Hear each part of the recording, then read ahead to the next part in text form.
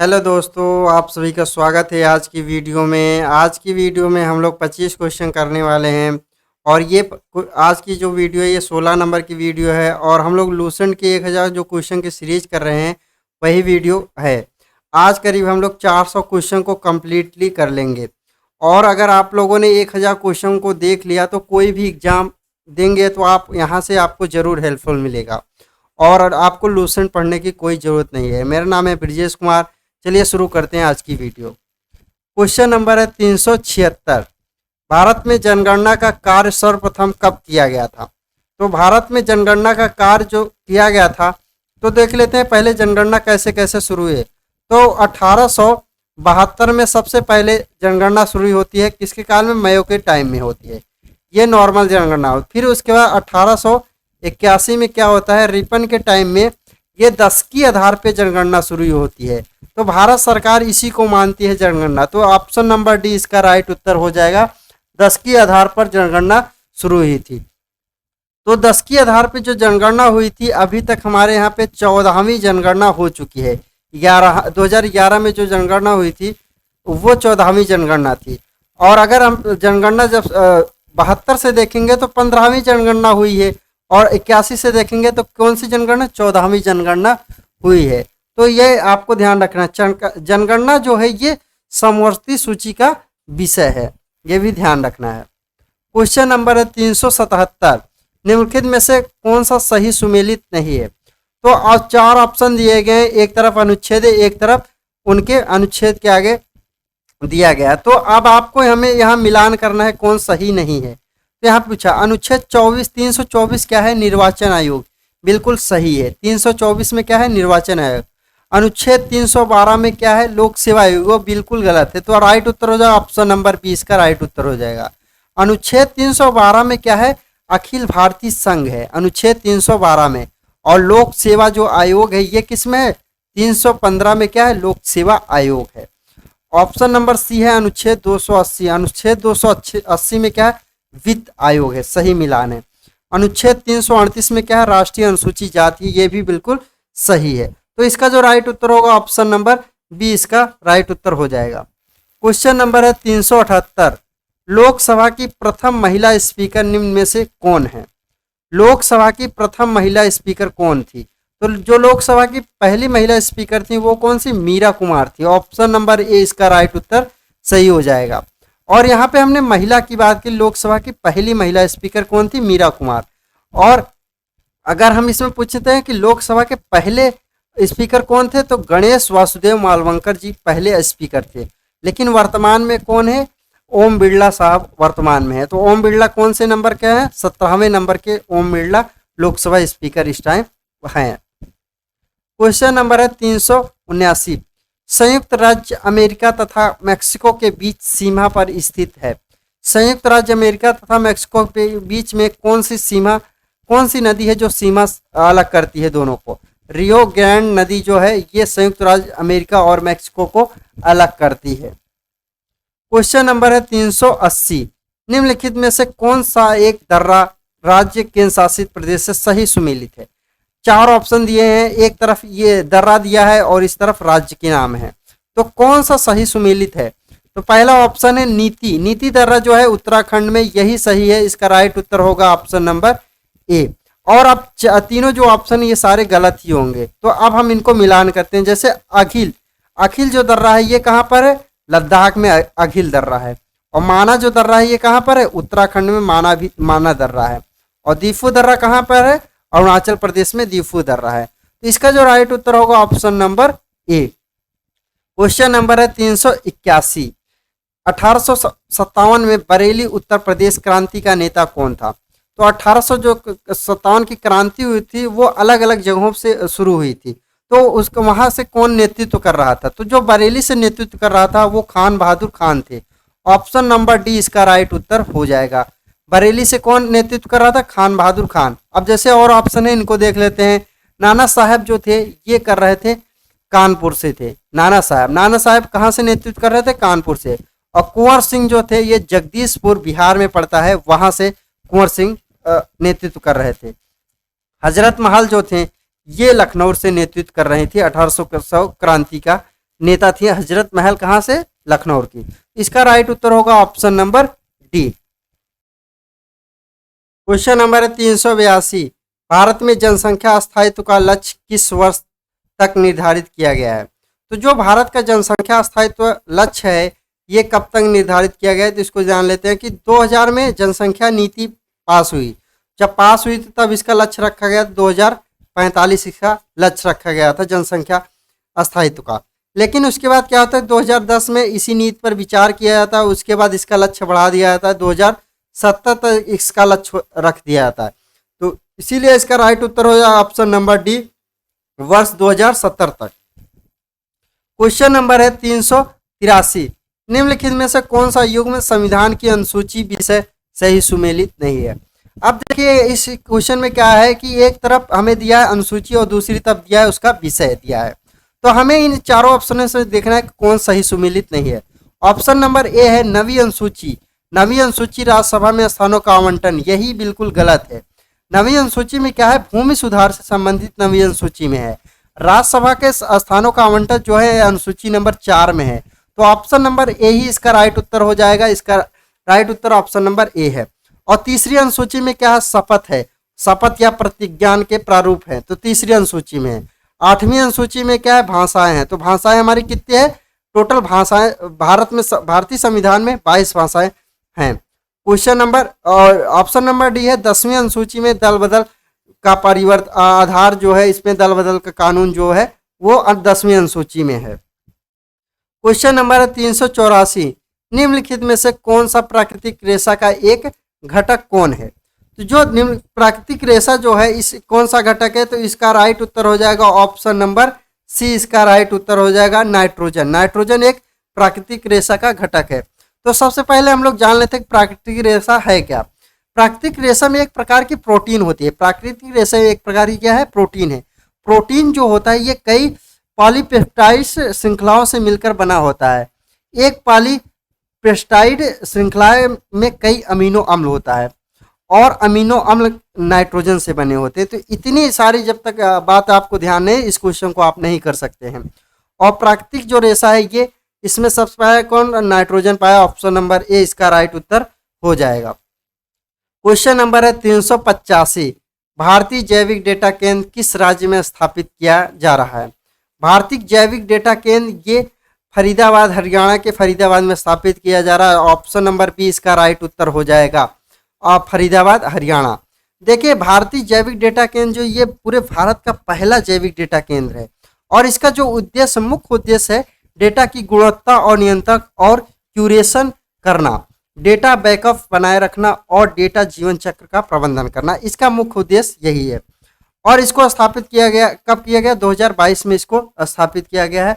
और यह स्थापित किया गया है जितेंद्र सिंह के द्वारा स्थापित किया। जितेंद्र सिंह एक मंत्री है, केंद्रीय विज्ञान और प्रौद्योगिकी राज्य मंत्री जितेंद्र सिंह है। इन्होंने देश को 2022 में इसको समर्पित किया और ये कहाँ पर स्थित है, हरियाणा में। ऑप्शन नंबर बी इसका राइट उत्तर हो जाएगा।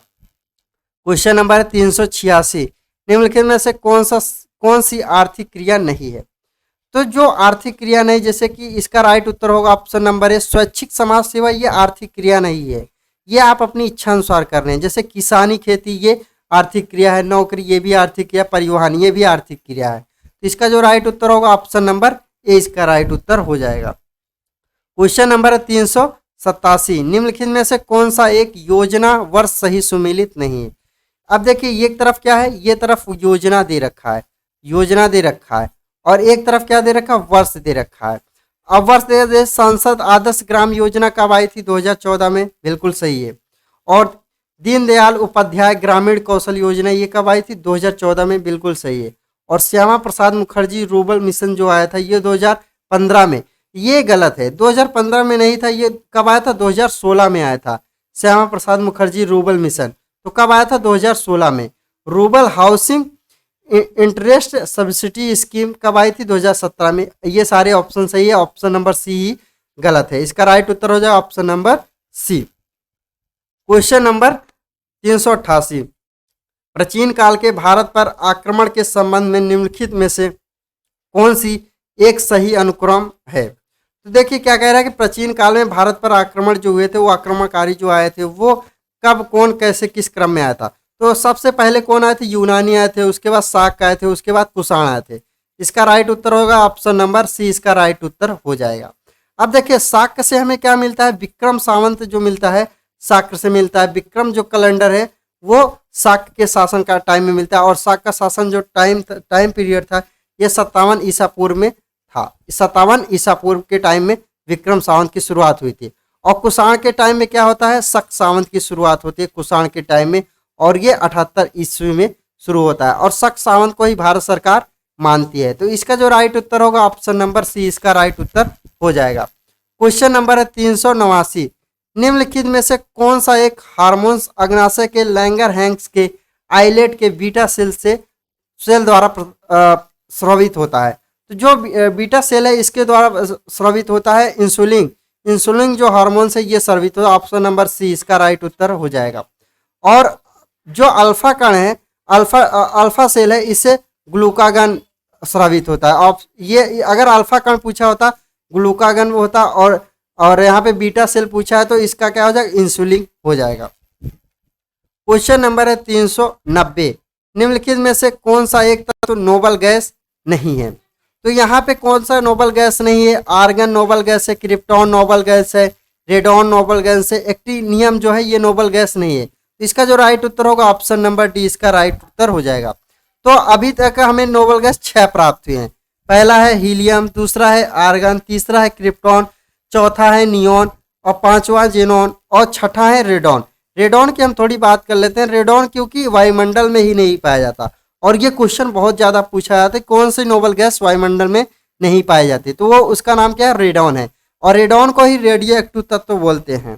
तो नोबल गैस को ही अक्रिय गैस भी बोल दिया जाता है। क्वेश्चन नंबर है 391, पौधों में जाइलम परिवहन के लिए जिम्मेदार होता है। पौधों में जो जाइलम होता है ये जल का परिवहन करता है, ऑप्शन नंबर सी, इसका राइट उत्तर हो जाएगा जल। अब देखिए जैसे मान लेते हैं ये पौधा है, ये पत्तियां हैं, और यहाँ पे इसकी जड़ है। तो जो जल का परिवहन जो करता है वो जल से कहाँ करेगा, पत्ती या तने में करेगा, उसका वो कौन करता है, जाइलम करता है। और एक होता है फ्लोएम। फ्लोएम क्या करता है, ये पत्तियों से जो भोजन मिलता है वो जड़ तक पहुंचाता है। तो दोनों का कार्य जरूर याद है क्योंकि एग्जाम में बहुत ज्यादा पूछता है। क्वेश्चन है 392, भारत के प्रमुख नदियों व उनके उद्गम स्थल का कौन सा जोड़ा गलत है। यहाँ पूछा है कौन सा जोड़ा गलत है। तो देखिए एक तरफ क्या है, हमारी नदी है, और एक तरफ उद्गम स्थल है। तो पहला ऑप्शन है यमुना नदी, गंगोत्री। तो पहला ही ऑप्शन गलत है। यमुना नदी कहाँ से निकलती है, यमुनोत्री से निकलती है, ना कि गंगोत्री से। गंगोत्री से तो गंगा नदी निकलती है। तो यही इसका राइट उत्तर हो जाएगा ऑप्शन नंबर ए।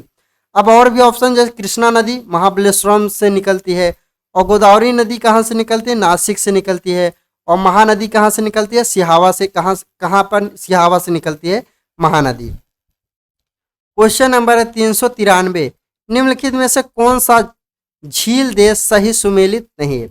अब देखिए यहाँ पे झील और देश दे रखा है, एक तरफ क्या है हमारा झील है और एक तरफ क्या है देश है। तो इनमें कौन सा सही नहीं, यही पूछा है। देखिए मराइकोबो जो है वेनेजुएला में, ये बिल्कुल राइट है। और मिशिगन जो है ये संयुक्त राज्य अमेरिका में, ये भी बिल्कुल सही है। ओनेगा जो है ये कनाडा में नहीं है, ओनेगा कहाँ पर है, रूस में है। यही इसका राइट उत्तर हो जाएगा ऑप्शन नंबर सी, इसका राइट उत्तर हो जाएगा। क्योंकि यहाँ पूछा है कौन सुमेलित नहीं है, तो यहाँ पे सुमेलित कौन नहीं है, ओनेगा। ओनेगा कहाँ पर है, रूस में है, ना कि कनाडा में। और बैकाल झील कहाँ पर है, ये रूस में है। तो इसका जो राइट उत्तर होगा ऑप्शन नंबर सी, इसका राइट उत्तर हो जाएगा। क्वेश्चन नंबर 394, उत्तर प्रदेश के प्रतिनिधित्व के संदर्भ में निम्नलिखित में कथनों का कौन सा सही है। देखिए उत्तर प्रदेश की 4 ऑप्शन यहाँ पे दिया, उत्तर प्रदेश के बारे में कुछ कुछ दिया है। तो अब हम देखते हैं। ऑप्शन नंबर 1 है, राज्यसभा के लिए उत्तर प्रदेश को 31 सीट है आवंटित है, बिल्कुल सही बात है। और ऑप्शन नंबर बी है, लोकसभा के 80 सदस्य का उत्तर प्रदेश में निर्वाचित, लोकसभा जो है ये 80 सीट है, बिल्कुल सही बात है। और उत्तर प्रदेश विधान परिषद की सीट कितनी है, 100 है। और अगर यहीं पर पूछ लेता विधानसभा की सीट, विधानसभा की सीट कितनी है, 403 विधानसभा की सीट है।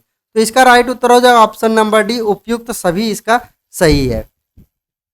क्वेश्चन नंबर है 395, सर्वोच्च न्यायालय के एक न्यायाधीश का त्यागपत्र संबोधित होता है। जो सर्वोच्च न्यायालय होता है, ये जो कोई भी अगर न्यायाधीश सर्वोच्च न्यायालय का है, वो त्यागपत्र अपना किसको देगा, तो वो देगा त्यागपत्र राष्ट्रपति को। ऑप्शन नंबर ए इसका राइट उत्तर हो जाएगा। अब देखिए जो न्यायाधीशों की संख्या कितनी है हमारे देश में, 33 न्यायाधीश है और एक सीजीआई है, चीफ जस्टिस ऑफ इंडिया। एक सीजीआई होता है, जो इस टाइम कौन है, उमेश ललित जो है सीजीआई है, और ये कौन से नंबर के, 49वें नंबर के हमारे मुख्य न्यायाधीश हैं, और 33 अन्य न्यायाधीश हैं। तो ये सभी लोग किसको, टोटल कितने लोग हो जाए, 34 लोग हो जाए, ये सभी लोग अपना त्यागपत्र किसको देंगे, राष्ट्रपति को देंगे। तो इतनी बातें ध्यान रखना है। और ये जो त्यागपत्र देंगे अनुच्छेद 124 के अकॉर्डिंग देंगे, 124 के अनुसार देंगे। क्वेश्चन नंबर है 396, भारत के किस भाग में हंगुल हिरण पाया जाता है। जो हंगुल हिरण है ये किस भाग में पाया जाता है, ये देख लीजिए। हमारा हंगुल हिरण ऐसे होता है, तो हंगुल हिरण हमारा पाया जाता है Jammu Kashmir. Option number B इसका राइट उत्तर हो जाएगा। अब देखिए हंगुल हिरण को ही जम्मू कश्मीर को राष्ट्रीय पशु घोषित किया है, क्योंकि हंगुल हिरण बहुत ज़्यादा खत्म होते जा रहे हैं, ये इस टाइम विलुप्त होने के कगार पे आ गए हैं। हंगुल हिरण को ही लाल हिरण के नाम से जानते हैं। क्वेश्चन नंबर है 397, कालक्रम की दृष्टि से निम्नलिखित घटनाओं में कौन सी अंतिम थी। मतलब यहाँ पे 4 ऑप्शन है, इन चारों ऑप्शन कोई न कोई घटना दी है और ये घटनाओं का एक डेट होगी। उसमें पूछा कौन सबसे लास्ट में हुआ था, तो ऑप्शन नंबर 1 है होम रूल लीग आंदोलन। ये कब हुआ था, 1916 में होम रूल आंदोलन हुआ था। और जलियांवाला बाग जो हुआ था ये कब हुआ था, 1913 में हुआ था। और खिलाफत आंदोलन कब हुआ था, 1919 में खिलाफत आंदोलन हुआ था 1919 में। और मोफला विद्रोह कब हुआ था, ये हुआ था 1921 में मोफला विद्रोह हुआ था। तो अब देखिए यहाँ पे पूछा अंतिम तो अंतिम जो तारीख हो 1921, तो मोफला विद्रोह हुआ, इसका राइट उत्तर ऑप्शन नंबर डी इसका राइट उत्तर हो जाएगा।